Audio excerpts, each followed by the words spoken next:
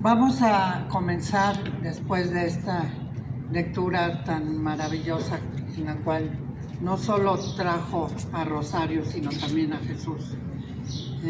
Vamos a seguir con una mesa que se llama Memoria de Mujeres. Es la mesa 1, en la que van a participar Sofía Silva. Bienvenida, Sofía, si quieres pasar.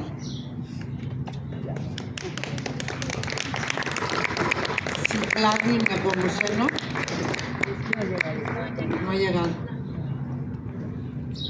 Y Miriam Estrada. Sí, ella ya llegó. Miriam, gracias por estar aquí, Miriam.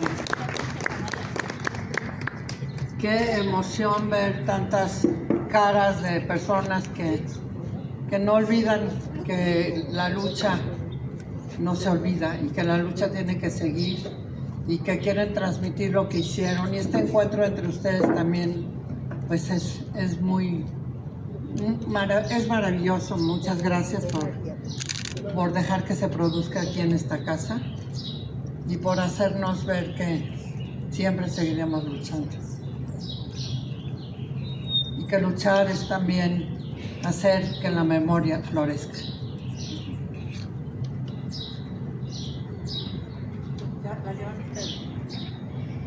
Muy bien, pues buenas noches, muchas gracias por su presencia, por también hacer fehaciente y hacer acto de memoria con estar acá, con escucharnos, con permitirnos escucharnos, que eso no siempre se puede. Entonces les agradezco antes que nada su presencia y compartir espacios con personas con tan variadas experiencias, con tantos talentos, con tanta vida, siempre es muy gratificante. Entonces, gracias primero por eso y gracias, Nacha.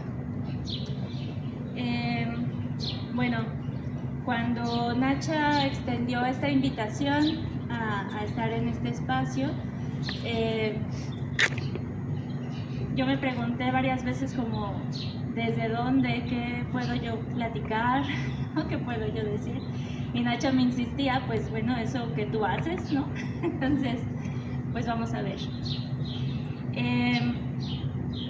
Hace casi 10 años, un grupo de compañeras y compañeros gestamos esta frase que hoy nos está convocando. Es esta frase de la memoria florece. Viene de un espacio en donde nos organizamos para construir un memorial vivo y para traer a la vida a queridas compañeras y compañeros del Comité 68 que ya no estaban físicamente con nosotras, pero que queríamos que de alguna manera estuvieran presentes en la marcha de aquel 2013. En esta movilización y en esta organización y en esta construcción de la frase "la memoria florece", no imaginamos a dónde llegarían, ni la forma en que abrazarían esta frase las queridas compañeras del Comité 68. Tampoco entendíamos ni nos imaginamos que resonaría en otras y en otros al pasar del tiempo. Mucho menos yo me imaginaba que me iba a ayudar a construir un vínculo de amistad y de cariño tan grande con Nacha y con David. Sin embargo, pues eso pasó. Y es probablemente eso lo que constituye la memoria, esos actos, palabras, ideales que alguien o alguienes arrojan al mundo en algún momento y luego son tomados o se van reconstruyendo con otros actos y otros ideales y otras luchas y van entretejiéndose con mucha potencia y con otros significados. En estos 10 años, pues nuestra intención también ha cambiado. El significado que tuvo para nosotros esa frase se ha transformado en otros. Y ahora, esa frase con tantos significados, voy a tratar o me voy a permitir compartirles qué significa para mí, en especial cuando lo pongo a dialogar con lo que hago, con la historia y con la memoria de las mujeres a quienes acompaño. Bueno, decirles que desde esta visión de la memoria, pues la memoria es algo que se mueve, que cambia y que siempre necesariamente se construye desde el presente. En eso se diferencia de la historia, no es aquello que recordamos inamovible, sino que todo el tiempo está cambiando. Y necesariamente implica que nos posicionemos desde un lugar para recordar. En este tiempo pensamos la palabra florecer como un signo de la vida, de renacer, de resurgir, de traer a la vida. Sin embargo, hace poco otro sentido golpeó muy fuerte mi certeza, cuando una querida consultante a quien acompaño hace aproximadamente 2 años, en su proceso de desplazamiento forzado, me describió desde una mirada muy especializada, porque ella es agrónoma, me compartió que a veces las flores pueden ser también un signo de muerte. Un último intento de las plantas por dejar sus semillas cuando se encuentran en un contexto de desastre, un incendio o cualquier otro desastre similar que va a destruir ese pedazo de tierra. Entonces las flores surgen y dejan su semilla para que haya la posibilidad de que en otro momento esas nuevas plantas crezcan. Entonces, ese otro sentido me ayudó a entender otras cosas. También es esperanzador y también sigue significando posibilidad, pero no es la señal de que la vida ya resurgió, sino de lo que queda, algo que habrá que esperar, algo por lo que habrá que esperar, algo que habrá que cuidar y también que habrá que resistir para que la tierra, que en este momento no es fértil, cuando lo logre ser, pues entonces esas semillas tengan vida. En el trayecto de acompañar historias de mujeres y de personas en general que han sido golpeadas por la violencia patriarcal, por la violencia política, muchas veces no hay condiciones para florecer. Y nos toca esperar, nos toca aguantar, nos toca resistir, toca esperar a que haya condiciones para que podamos construir algo nuevo. Y por eso me golpeó tan fuerte esa imagen, ¿no? Porque a veces no hay condiciones tampoco para construir memoria como quisiéramos. Y sin embargo, a pesar de eso, lo hacemos. En las historias de las mujeres eso se repite muchas veces. Esa imagen me ayudó entonces a darle otro sentido a los relatos y a las historias que he acompañado con estas personas sobrevivientes y con las mujeres sobrevivientes a la violencia. Es un sentido que dialoga también con mi propia historia. Ahora, a diferencia de hace 10 años, valoro la importancia del anonimato, de la finitud, de los pequeños detalles, de los pequeños logros, de la insistencia en lo cotidiano, de la espera, de los ciclos, también del tiempo para experimentar y para elaborar aquello que la violencia trastoca en nuestras historias individuales, pero también en las colectivas. Soy muy consciente de que hay momentos en los que tenemos la posibilidad de hablar sobre lo que nos está pasando y otros en que no. Y hay momentos en que tenemos la posibilidad de actuar sobre eso que está pasando y otros en que no. Igual que hay momentos en que hay personas que tienen esas posibilidades y otras personas no. Y de eso, así estoy entendiendo ahora que florezca la memoria. Con respecto a la lucha de las mujeres, creo preciso recordar, sobre todo, y hace rato que teníamos este pequeño debate, David y yo, como de costumbre, me parece preciso recordar, pues, que si bien podemos ver la marcha más grande de la historia en un 8 de marzo, lo cierto es que la lucha de las mujeres no se circunscribe ni a las grandes movilizaciones ni al movimiento feminista, que es de por sí también bastante potente, vasto y grande, pero las mujeres se movilizan desde muchos lugares y posturas. Han sido el motor de los movimientos agrarios, también de los movimientos comuneros, son las mujeres quienes están defendiendo principalmente el territorio, son quienes encabezan la búsqueda de las personas desaparecidas, son la base del movimiento estudiantil, la base del movimiento de familiares de víctimas de feminicidio. Son también un elemento crucial en la raíz del movimiento urbano popular. Y ahí nos podemos acordar de los relatos de las mujeres que nos hablan de cómo construyeron las escaleras para ir a recoger el agua a las fuentes brotantes. Pero ellas no están en las grandes movilizaciones, porque están en otros espacios. Son también las iniciadoras de la fogata en Cherán, las que sostienen los procesos de defensa de las y los presos políticos, por mencionar nada más algunos cuantos ejemplos.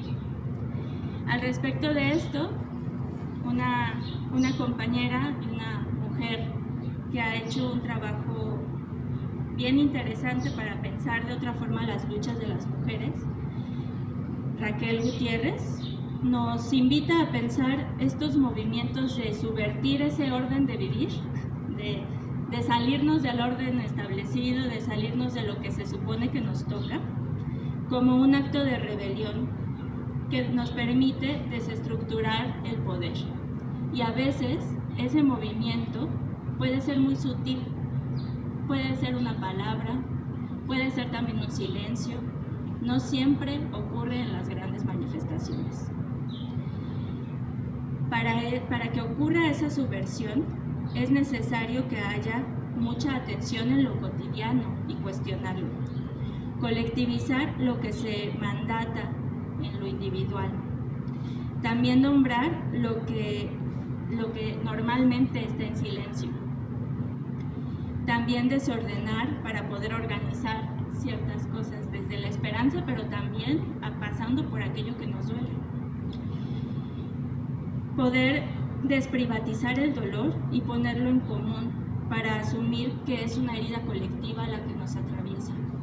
Y en las mujeres, esto ha sido la causa no solamente de salir a movilizarnos, sino de construir un vínculo para que eso luego sea sostenible. Para mencionar algunos ejemplos de cómo eso ayuda a que se reconstruyan sitios de memoria, no sitios solamente físicos, no edificaciones, no necesariamente solo territorios, sino espacios de memoria en toda la amplitud de la palabra. Tendríamos que pensar en muchos ejemplos que hay a lo largo de la historia de las mujeres que se han movilizado en este país. Hay un montón de saltos en el movimiento feminista. Yo puedo hablar de los que recuerdo, y puedo recordar pues esos que vienen de los últimos 10 años, que para hacer 10 años han cambiado bastante las cosas. Por ejemplo, no había una movilización del tamaño de esta hace 10 años. Yo me acuerdo haber marchado en una banqueta porque no nos quedaba de otra, de tan poquitas que éramos. Y me acuerdo también haber estado con otras 6 compañeras con las tetas al aire, marchando y cerrando Reforma, y tenernos que tapar porque nos sentimos acosadas por los policías. Y sin embargo ahora las cosas son diferentes. A lo mejor no nos sentamos en las grandes asambleas, ni tampoco tenemos una sola oradora, porque eso no es posible, por la diversidad y la libertad también de ese movimiento. Sin embargo, ha habido saltos importantes, porque ya no nada más estamos hablando de que queremos que respeten nuestras vidas y porque nos queremos vivas y porque no queremos más feminicidios. Decimos eso, pero también estamos diciendo que somos necesarias para que la vida productiva de este país avance, y por eso hacemos paros y funcionan. También marchamos en contra del acoso, también hemos reivindicado el derecho al aborto, y eso no ha pasado solo en estos 10 años, pero la movilización es tan grande porque todas esas otras décadas nos antecedieron. Cuando de actos y de sitios de memoria se trata, las mujeres han hecho un aporte indiscutible, han permitido que existan condiciones materiales y simbólicas para articular las demandas de la lucha social.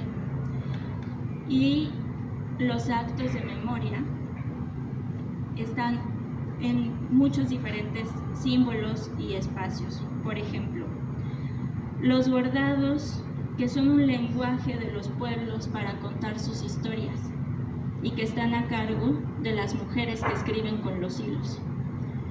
La protesta fuera de la catedral, encabezada por las doñas del Comité Eureka y por doña Rosario, que en el momento real de la guerra fueron y afuera de la iglesia cuestionaron al poder que se estaba llevando a sus hijos. Un ejemplo indiscutible es también doña Rosario y el Comité Eureka, quienes fundaron una metodología de documentación que hoy nos permite entender la práctica de la tortura en las prisiones clandestinas, como lo fue Tlaxcuaque, la desaparición forzada y las ejecuciones extrajudiciales como un acto sistemático practicado por el gobierno, por el Estado mexicano, al menos desde 1969 hasta nuestros días.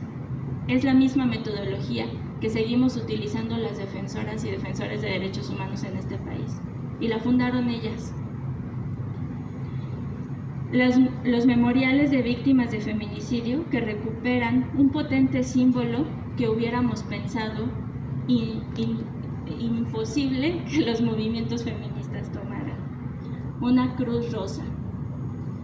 Subvirtieron el orden de la religión y también el orden de la muerte, dice Mariana Berlanga, porque mientras los cuerpos de las mujeres aparecían, como dijera el Estado, en el desierto, tirados, torturados o desmembrados, ellas levantaban cruces de color rosa, reivindicando la feminidad y la vida, y las ponían de pie en esos mismos sitios de muerte.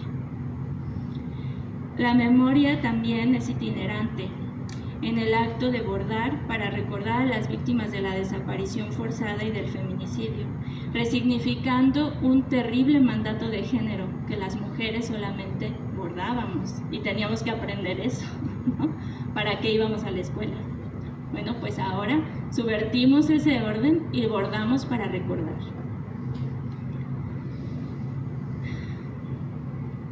Los tendederos de denuncia contra actos violentos y machistas y patriarcales en las instituciones, en las escuelas, en el espacio público, para recordarles que aunque no lo podamos poner en los periódicos, sus caras ahí van a estar, como los violentadores que son. El escrache para poder denunciar, hacer ruido, escándalo, decir fuerte que ya no vamos a permitir que las violencias pasen en silencio. La recuperación de espacios públicos, que en el caso de las mujeres es una conquista de un espacio que nos ha sido negado por el patriarcado todo el tiempo. Por ejemplo, las madres que amamantan a sus hijos en las plazas públicas para decir que tenemos derecho a alimentar a nuestros hijos donde se nos pegue la gana, más o menos, y que nuestros pechos no deben ser sexualizados, porque no solo sirven para el placer masculino. La marcha del 10 de mayo, para darle otro sentido a esa fecha, porque no solamente se festeja, la maternidad también se sufre, también se padece, y es responsabilidad colectiva, no solamente de las madres. La intervención de los grandes monumentos al punto de dotarles de una nueva identidad, como es el caso de la Nueva Victoria Alada. La fundación de espacios de memoria como archivos y lugares donde podemos poner a discutir los temas que se hacen precisos de la historia, como el archivo del Comité 68, el archivo de Nacha, el del Comité Eureka, que está el del Comité Eureka, como todo lo que está en el Museo Casa de la Memoria Indómita, y el archivo del Camena, que también está encabezado por una mujer. La documentación de esos casos de feminicidio por medio de una cartografía abierta en permanente construcción, hecha por María Selguero, para que todas y todos podamos dar fe de lo que está pasando en nuestro país sobre la violencia, que además no solamente documenta datos estadísticos, sino que también nos permite ver la crueldad con la que las mujeres son asesinadas.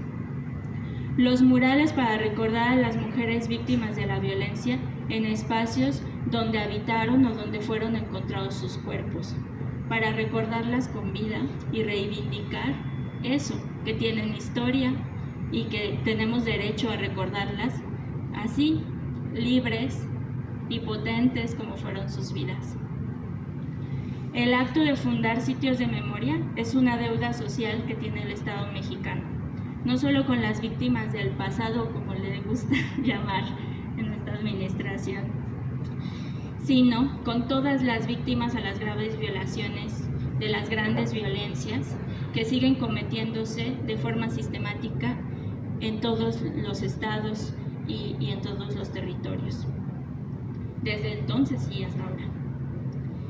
Este esfuerzo que ha implicado y del que hemos hablado muchas veces Nacha y yo, sobre hablar de Tlaxcuaque, de nombrar que las mujeres también estuvieron viviendo prisión política y que la siguen viviendo, que más allá de los muros de Lecumberri se estaban tejiendo otras historias, estaban pasando otras cosas, y que las compañeras desde afuera también acompañaron a sus compañeros presos. La memoria no solamente debe de recordar la tragedia, sino también la alegría, la organización y lo lúdico del movimiento. Pero no por eso debemos de ignorar la huella del dolor que deja la violencia, pero que a pesar de esa violencia nos organizamos y podemos vivir con alegría, y a lo mejor, como dijera esa famosa frase, esa es nuestra mejor venganza. Los actos de solidaridad y de sororidad que permiten que todo esto que he mencionado se construya son los detalles de los que no vamos a hablar en los libros, pero que sí nos los podemos platicar.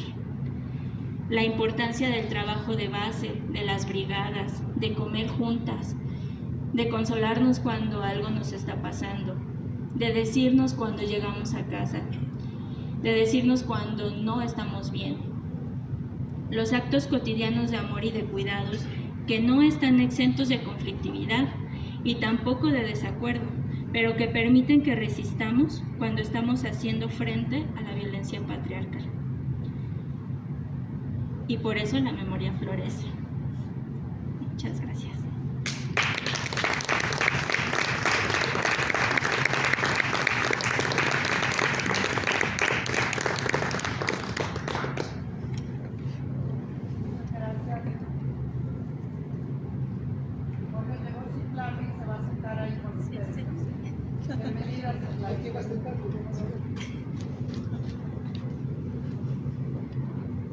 Muchas gracias, Sofía, por tus palabras. Una de esas semillas que se quedó en la tierra producto de un dolor o de la muerte, es quizá después floreció y es precisamente lo que Rosario Ibarra nos dejó, la primera semilla de las madres buscadoras. Muchas gracias por tus palabras y ahora no sé quién de ustedes quiera seguir. ¿Se escucha, verdad? Sí, pues gracias. Gracias. Buenas noches a todas y todos. Pues es un gusto el estar aquí compartiendo este espacio tan importante para reivindicar la memoria histórica de la lucha de las mujeres y pues un agradecimiento especial a las organizadoras, a Nacha por la invitación y porque siempre esté viva y presente pues toda esa importante labor que las mujeres siempre han emprendido en diferentes procesos organizativos, revolucionarios, en diferentes ámbitos. Me gustaría, pues digamos que basar mi participación en dos ejes. El primero, pues entender cuál es la importancia del 8 de marzo, porque pues pareciera ser de tanto repetirlo, banalizamos su origen, su trascendencia y la importancia que esta tiene a su vez para pues la transformación social, ¿no? de este país y de otras partes del mundo. y también hablar acerca de pues, la importante labor, el importante papel que han tenido pues, las mujeres en el movimiento estudiantil, dado pues, la importancia de la compañera Nacha, ¿no? que hasta nuestros días pues, sigue siendo un referente de dignidad, de lucha, de resistencia. En ese sentido, me gustaría justo señalar que el 8 de marzo tiene su origen precisamente desde el seno de las mujeres socialistas en 1910, en una segunda conferencia internacional de mujeres socialistas en Copenhague, Dinamarca, justo en contraposición con el feminismo que surge precisamente pues en el seno de la burguesía con el movimiento sufragista, y las mujeres en ese contexto socialistas encabezadas por Alexandra Kollontai, Rosa Luxemburgo, Nadia Krupskaya, Clara Zetkin, precisamente pues conjuntan ese panorama para sobre todo visibilizar pues la opresión y la explotación de las mujeres de clase trabajadora, ¿no? De las mujeres que pertenecen a esa clase, que textileras de diferentes industrias, maquiladoras, que estaban más de 18 horas trabajando en condiciones de esclavitud. En ese sentido es que se da la discusión, el debate. Posteriormente, pues ya la ONU acapara el Día Internacional de la Mujer y le quita pues la connotación de mujer trabajadora. Pero es importante entender cuál es el origen, porque pues es nuestra clase de que venimos de esta familia trabajadora, no burguesa, no de ese seno de la burguesía, y es importante reivindicar esa memoria, ya que una de las experiencias más importantes pues para las mujeres en todo el mundo fue precisamente la Revolución de Octubre de 1917, en la que se instaura la URSS, y es el primer momento del Estado moderno de este mundo pues occidental que conocemos actualmente, que se logra pues un proceso de transformación en la vida de muchas mujeres.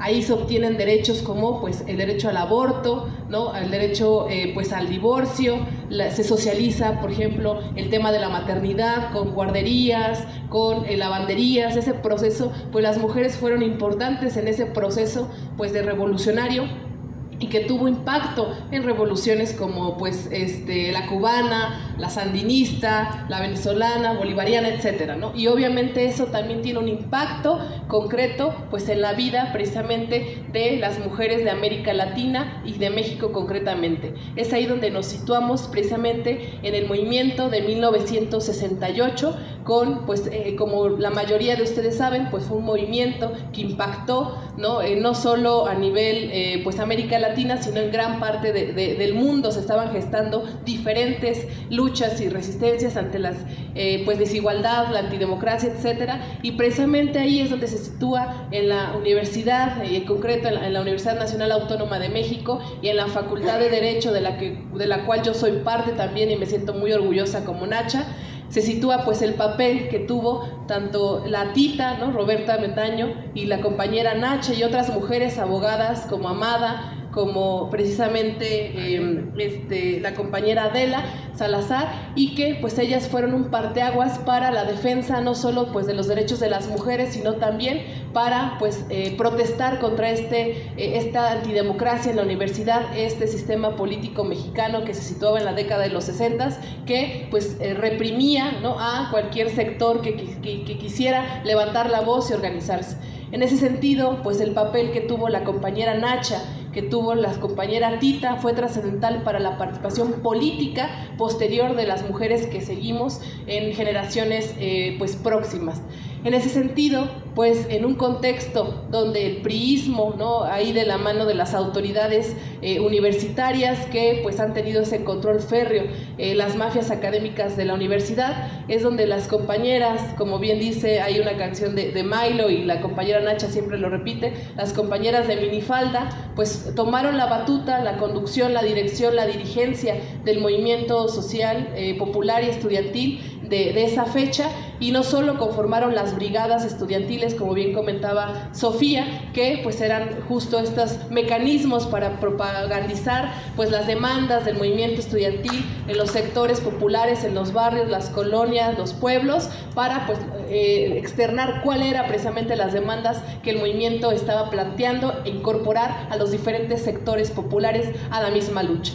las brigadas. La compañera Nacha fue brigadista, una digna brigadista, y también la Tita pues fue líder y fue dirigente, fue participante del Consejo Nacional de Huelga, y pues en ese contexto había muy poca participación de mujeres. En esa época pues la mayoría de las mujeres no era, digamos que el porcentaje mayoritario en la matrícula estudiantil en la UNAM, y mucho menos en la Facultad de Derecho, pero poco a poco las compañeras alzaron la mano y pues estuvieron, digamos que haciéndole frente de manera ardua, concreta, firme a estas autoridades y a la represión, y a esa, digamos que al ámbito privado, que de las cuales ya las mujeres por este patriarcado nos orilla a estar pues en casa, en labores domésticos, fuera del ámbito público, y pues las mujeres del 68 representaron precisamente ese parteaguas para que pues pudieran tener una voz, un voto en la toma de decisiones, y sobre todo pues para fortalecer los procesos organizativos que pues cambiaron el rumbo de la universidad. A más de 50 años de este movimiento, ya se van a cumplir 55 años, algo que es necesario recalcar es la falta de reivindicación de la memoria histórica de los diferentes sectores populares respecto del papel de las mujeres, y también el acceso a la justicia, porque hubo violencia contra los cuerpos de las mujeres, hubo violencia física, sexual, psicoemocional, obviamente violencia política, de las cuales todavía muchas seguimos teniendo esas consecuencias, y pues no ha habido justicia. Es importante recalcar que la memoria es parte indispensable, ¿no? Es esencial para la construcción de pues, procesos democráticos, procesos de revolución, transformadores, pero también la justicia. Y hasta el momento ni la Universidad Nacional Autónoma de México, ni mucho menos esta administración encabezada por pues este gobierno actual, ha justo pues dado digamos que ese ámbito para que las compañeras tengan justicia. Se cometió un genocidio el 2 de octubre de 1968, las compañeras fueron presas políticas, fueron torturadas psicológica, físicamente, y hasta el momento pues no hay nadie de las altas cabecillas que dirigieron este proceso justo pues en la cárcel o con procesos judiciales o con sentencias, etcétera. El esfuerzo que hicieron algunos compañeros precisamente con Luis Echeverría fue algo muy importante, pero no es suficiente. Es necesario precisamente pues que las nuevas juventudes, que las nuevas generaciones sigamos puntualizando la necesidad del acceso a la justicia, a la verdad, a la memoria, porque esos crímenes que se cometieron contra nuestras compañeras pues participantes del movimiento estudiantil de 1968, pues no solo es una afectación a ellas, sino también a la sociedad, al pueblo y a todas las mujeres que participamos pues activamente en los diferentes movimientos sociales, populares, estudiantiles. En ese sentido, pues es necesario señalar que pues hoy por hoy las mujeres que participamos en el movimiento estudiantil, que participaron, que participamos y que participarán, para nosotros pues la referente que tenemos de la compañera Nacha, de la compañera Tita, de Adela, etcétera, de todas esas pues líderes y compañeras representantes estudiantiles, pues marca precisamente para nosotros un esperanzador punto, una clave para que nosotras sigamos participando políticamente y de manera muy activa. Los retos a más de 55 años pues siguen vigentes: la antidemocracia, la violencia contra nosotras, la discriminación, los perjuicios, etcétera, precisamente siguen siendo hoy por hoy pues una connotación que nos encontramos en los diferentes espacios organizativos en los que coincidimos, en los que participamos. Sin embargo, como bien decía la compañera Sofía, poco a poco hay un despertar, poco a poco hay sin duda alguna pues estos mecanismos de protesta, pero tiene que ser de manera organizada, con una claridad política, con formación política, sobre todo porque en los últimos años hemos visto que así como ha crecido el movimiento feminista, el movimiento de mujeres, también ha habido justo pues digamos que ciertos actores que se han querido pues utilizar las demandas legítimas del movimiento de mujeres, de la lucha de mujeres, y es ahí donde nosotras tenemos que defender de manera férrea pues esa postura, ¿no?, de beneficiar a las mujeres de la clase trabajadora y justo no dejar que estas demandas sean utilizadas o capitalizadas por otros intereses. En ese sentido, pues aplaudo este esfuerzo de este encuentro de diferentes mujeres que han participado, ya sea como defensoras de derechos humanos, como pues activas en el movimiento estudiantil, en el movimiento social y popular, y es necesario pues hoy por hoy reivindicar la memoria de cada una de ellas, lo que dejaron, el cambio que generaron precisamente en cada uno de los espacios en que participaron. Hay demandas, ahorita estamos en un proceso precisamente con la compañera Nacha y con otras compañeras para que la universidad pues haga condiciones mínimas para que las nuevas compañeras, las nuevas participantes del movimiento pues respondan a esta memoria. Estamos exigiendo precisamente que el auditorio emblemático de la Facultad de Derecho, que se llama actualmente Ius Semper Loquitur, una cuestión en latín pues dada la carrera, que pues se le nombre como Tita, ¿no? La compañera Roberta Bendaño Tita, y que ella pues digamos que esté presente en todo este proceso de memoria y de construcción colectiva de exigencia de justicia. También queremos pues tener no solo ese sitio de memoria, sino también que la compañera Nacha pueda recibir, por ejemplo, su título universitario a partir de esa represión que sufrió en el 68, y que obviamente la universidad puso cualquier cantidad de trabas, de obstáculos para que ella no pudiera pues terminar, concluir ese proceso administrativo al fin y al cabo, que ella pues como tal es una compañera abogada, egresada, defensora de derechos humanos, y que pues las nuevas juventudes vamos a seguir luchando para que se reivindique su figura, su presencia, lo que significa la compañera, y que esperamos que esté con nosotros mucho tiempo más siguiendo, para que siga siendo este ejemplo de lucha, de resistencia, de dignidad, y que gracias a ella muchas compañeras como nosotras pudimos participar en un contexto totalmente adverso, un contexto totalmente discriminatorio, un contexto donde pues por ser mujer te juzgan por participar políticamente, por pasar del ámbito privado al público, y que pues a pesar de eso seguimos luchando. Entonces pues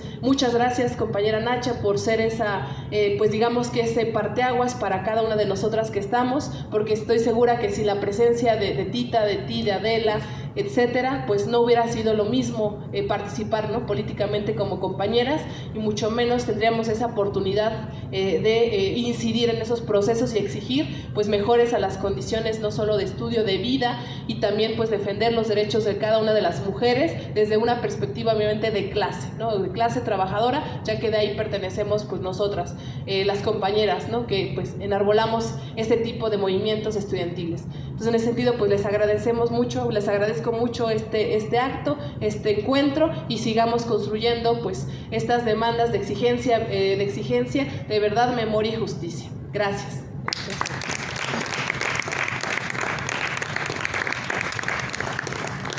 Muchas gracias, Miriam. También yo diría que la Nacha, Tita y todas esas mujeres de las cuales hablaste también, también hay que recordar que como mujeres no solo fueron torturadas, capturadas, acusadas, etcétera, sino que también como mujeres padecieron diferencias, ¿no? Diferencias. Ellas nunca fueron presas políticas, nunca fueron reconocidas como presas políticas, y al no tener esa categoría, pues obviamente tuvieron condiciones todavía peores que los hombres. Como mujeres incluso se enfrentaron a una política de sus compañeros también no muy solidaria en algunas ocasiones, o no igual de solidaria que la que se daban entre los hombres. Entonces también eso hay que tomarlo en cuenta, ¿no? O sea, sí hay riesgos diferenciales que padecieron, ¿no?, en ese sentido. Muchas gracias, y ahora le vamos a dar la palabra a Citlali. Citlali Nepomuceno. Citlali Nepomuceno, bienvenida, y escuchamos tu mensaje. Muchas gracias. Yo quisiera compartir una reflexión en torno a la justicia y la memoria. Es muy curioso que me hayan presentado con ese nombre, es mi nombre de Facebook, y les quiero contar la historia. Yo participé en el Movimiento por la Paz con Justicia y Dignidad.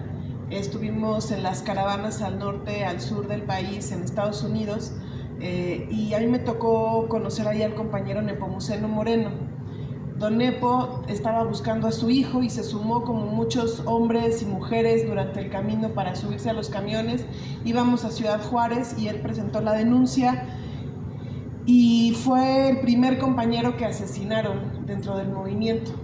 Fue muy fuerte para todas y todos. Él estuvo en las reuniones. Recuerdo mucho la última reunión en la que estuvimos con él, que fue justo de la plataforma de víctimas, y que él llegó a contarnos que acababan de liberar a la persona que estaba como responsable de la desaparición de su hijo, y acordamos que en la siguiente había otro conflicto ahí muy intenso que no daba tiempo de resolver. Entonces se propuso que en la siguiente reunión resolveríamos y atenderíamos como la propuesta que él estaba haciendo, más bien las víctimas que estaban ahí organizándose, y ya no llegamos a la siguiente reunión.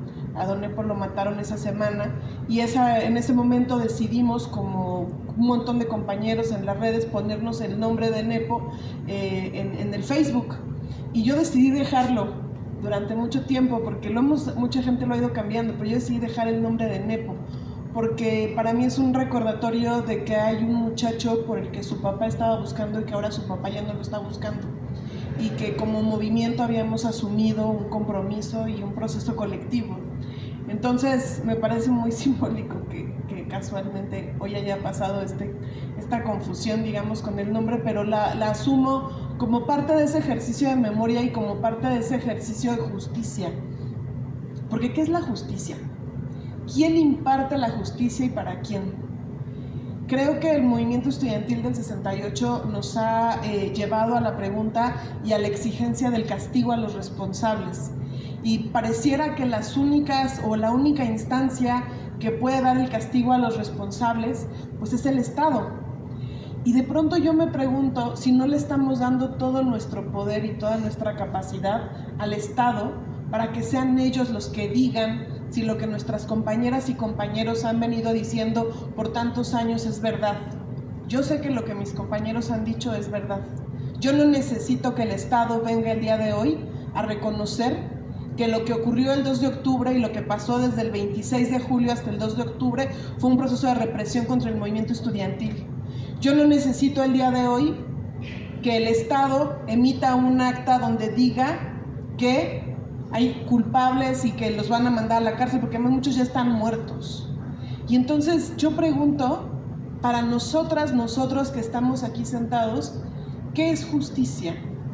Y creo que esa pregunta vale ante una generación que ha dado su vida por esa lucha, y sin quitarle un ápice a la importancia que tiene que esos genocidas vayan a la cárcel y que esté establecido en documentos oficiales con el logotipo del Estado mexicano que esas personas son culpables del genocidio que se vivió durante ese periodo. Sin quitarle un ápice a esa lucha y esa exigencia que los compañeros han dado, yo creo que hoy el que estemos aquí y el que cada año, por ya 55 años, sigamos exigiendo justicia frente a lo ocurrido, es ya en sí misma una forma de justicia. Porque yo creo que la justicia habita en la memoria, y no en la memoria personal, privada, que cada quien se lleva y guarda en un álbum fotográfico adentro de un closet, sino que yo estoy convencida de que hay una memoria colectiva que nos habita, que está aquí adentro, en nuestro cuerpo, en nuestra sangre, y que es la misma memoria que el 8 de octubre de 2014 nos sacó a todas y todos a la calle para exigir justicia y la presentación con vida de los 43 normalistas desaparecidos de Ayotzinapa. Porque ellos estaban organizando para ir a esa marcha del 2 de octubre y no llegaron, porque se los llevó el Estado.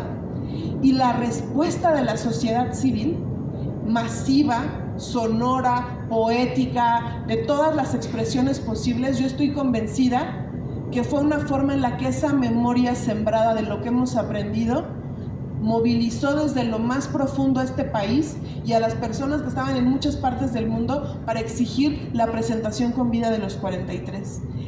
Y creo que es que al final hay un proceso que es histórico, que como bien decía la compañera, de pronto empieza, porque alguien tuvo que haberse levantado en esa asamblea del auditorio de la Facultad de Derecho a proponer que una compañera como la Tita fuera la representante de ese comité. Alguien tuvo que haber levantado la mano y haber dicho, ahí vamos.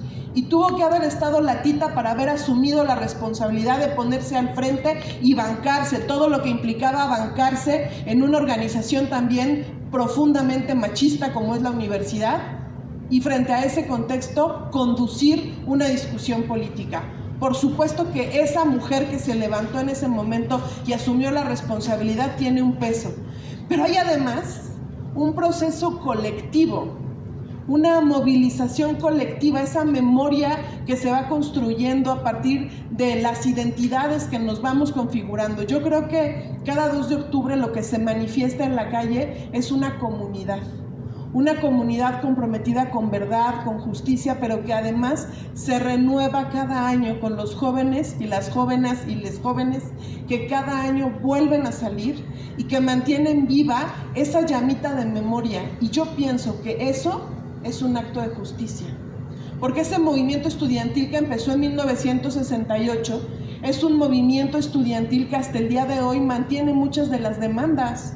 Hoy seguimos exigiendo que se extinga el cuerpo de granaderos, que ya está extinto, pero que al mismo tiempo sigue reprimiendo, sigue lanzando gases lacrimógenos, sigue presionando incluso a las mujeres policías para que se vayan hasta adelante, y que esa misma estructura es una estructura que tenemos todavía que mover de las entrañas, pero ya no estamos en las mismas condiciones que hace 10, que hace 20, que hace 30 o que hace 55 años.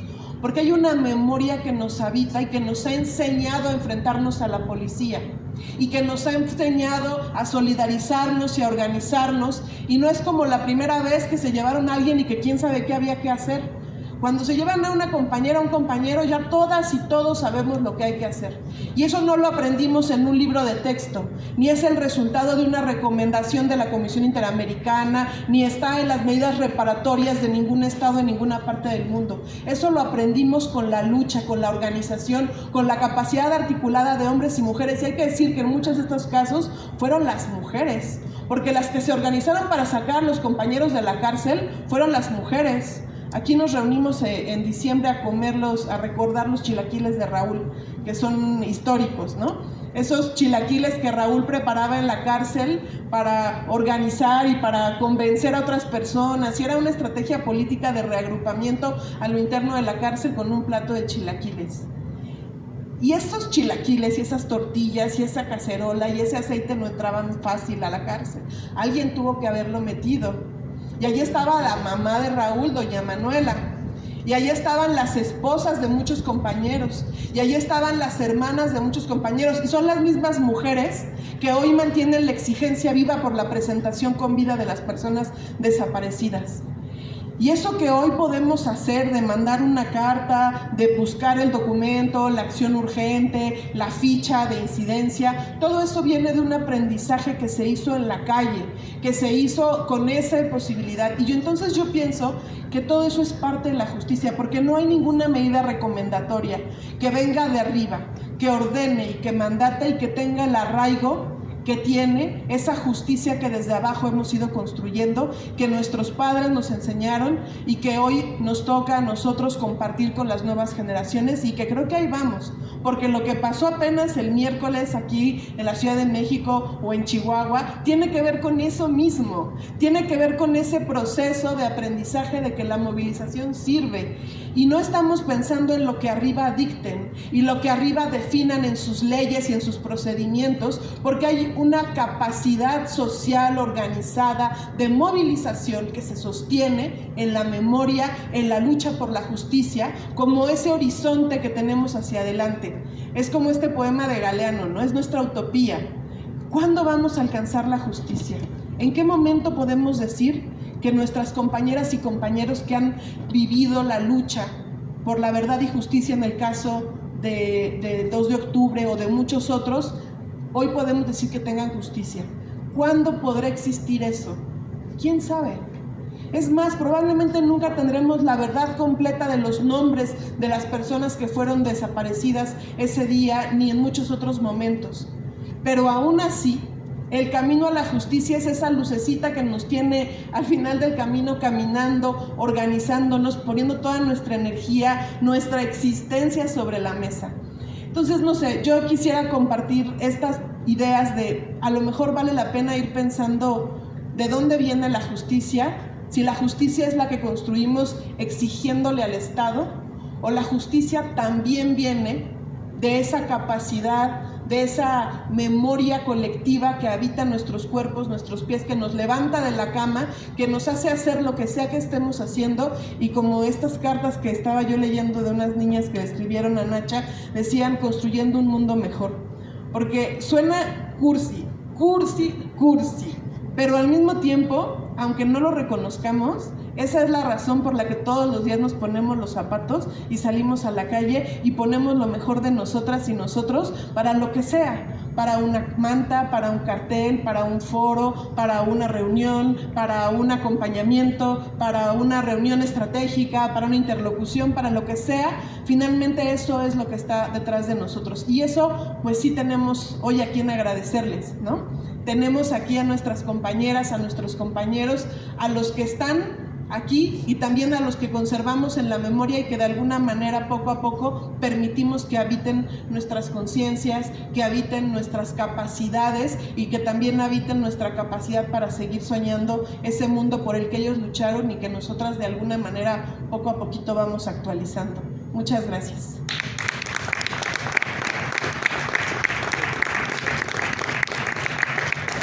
Pues muchas gracias, Gaby. Muchísimas gracias. Perdón. Solo me gustaría terminar esta ronda de participaciones trayendo a Tita, la palabra de la Tita a este espacio. En este libro que habla de sus testimonios de la cárcel y de los testimonios de otras compañeras en la cárcel, de la libertad y el encierro. Seguro ella lo leería bien fuerte, con otro poder y así, pero pues a mí esas cosas no me salen, ¿no? Entonces, pues ni modo, es lo que hay. Afortunadamente. Y dice, termina, después de todos estos relatos que comparte y de estas reflexiones, termina resignificando lo que es el derecho, su experiencia en la cárcel y demás. Experiencias que enriquecen y que se dan a partir de la búsqueda de la verdad, de la propia integridad, del intentar hacer coincidir en la práctica lo que te dicen en la escuela y el despertar doloroso la realidad. La verdadera, no la de los discursos y la de la televisión, sino la que se vive. Tú la vives y te raja y golpea. No coinciden y entonces viene el dilema. ¿Con cuál me quedo? Con la que me dan o busco. Y tu vida se decide. Y lo que en un momento te dan como castigo para desanimarte, se convierte en tu mayor sostén. Es cierto, yo tengo la razón. Aquí están los pobres, los que sufren, los que por no tener con qué pagar son golpeados y humillados. Aquí, cerca de la injusticia, me he fortalecido, aunque también me he desesperado, al no encontrar eco en la gente que no debería permitir esto. Y pues creo que hay bastante eco ahora.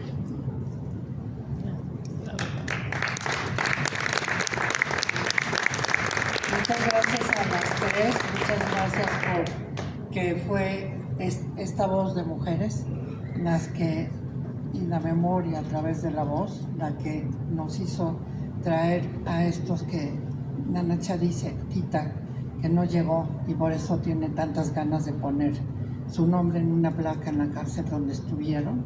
Muchas gracias por traer, también estuvo aquí Nepo. Así que gracias, y ahora pasamos a